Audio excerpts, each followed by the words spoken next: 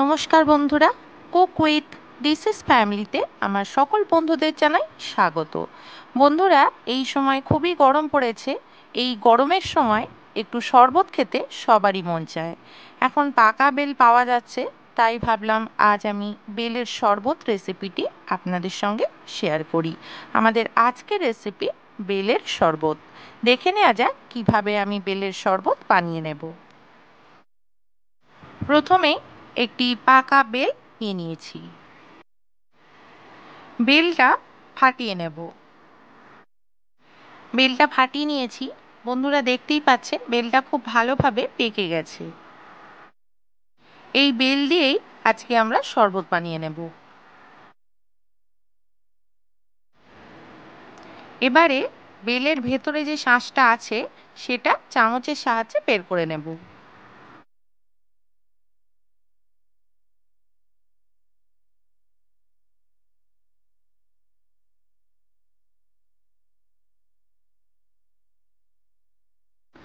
বেলের শাঁসটা একটি পাত্রে বের করে নিয়েছি। এবার বেলের যে শাঁসটা বেরিয়েছে ওটাকে একটু হাতের সাহায্যে মেখে নেব।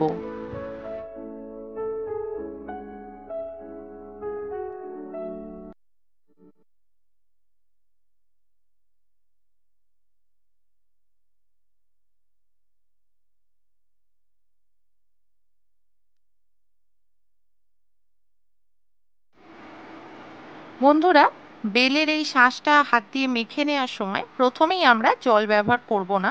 হাত দিয়ে খুব ভালোভাবে বেলের শাঁসটা একটু মেখে নেওয়ার পরে কিছুটা পরিমাণে জল দিয়ে দেব। এবারে জলটা দিয়ে খুব ভালোভাবে জলের সঙ্গে বেলের শাঁসটা হাতের সাহায্যে মেখে নেব।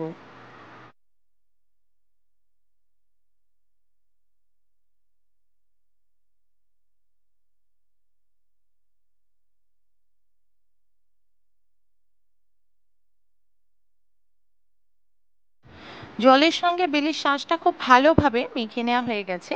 এবার বেলের শাঁসের মধ্যে একে একে নুন, চিনি এবং কিছুটা পরিমাণে লেবুর রস এবং কিছুটা জল দিয়ে দেবো।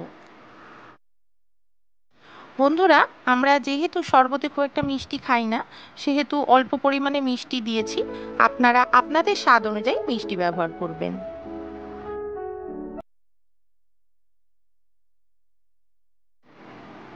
সমস্ত উপকরণগুলো বেলের শাঁসের মধ্যে দিয়ে দেওয়ার পরে একটা ডাল কাটার সাহায্যে খুব ভালোভাবে শরবতটা আমরা ফেটিয়ে নেব, যাতে শরবতের সঙ্গে খুব ভালোভাবে নুন, মিষ্টি, লেবুর রসটা মিশে যায়।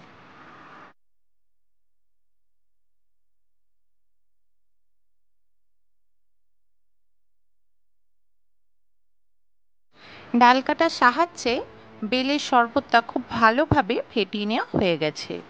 এবার বেলের শরবতটা একটি পাত্রে একটি ছাঁকনির সাহায্যে ছেঁকে নেব।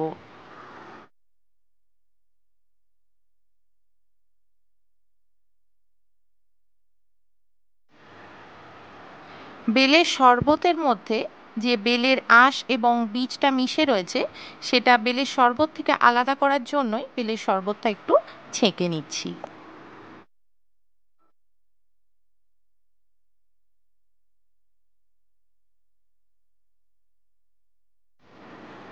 বেলের শরবতটা ছাঁকনির সাহায্যে ছেঁকে নেওয়া হয়ে গেছে। এবারে বেলের শরবতটা একটি গ্লাসে ঢেলে নেব। বন্ধুরা, আমাদের বেলের শরবত তৈরি হয়ে গেছে। বেল এমনিতেই ঠান্ডা।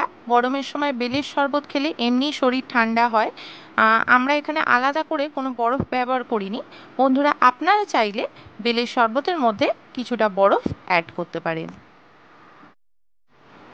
বন্ধুরা, এইভাবেই, এই পদ্ধতিতেই আপনারাও আপনাদের বাড়িতে বেলের শরবত বানিয়ে দেখবেন। এইভাবে বেলের শরবত বানালে খেতে খুবই ভালো লাগে এবং গরমের সময় বেলের শরবত তো শরীরের জন্য খুবই উপকারী। আপনারাও এইভাবে আপনাদের বাড়িতে বেলের শরবত বানিয়ে দেখবেন।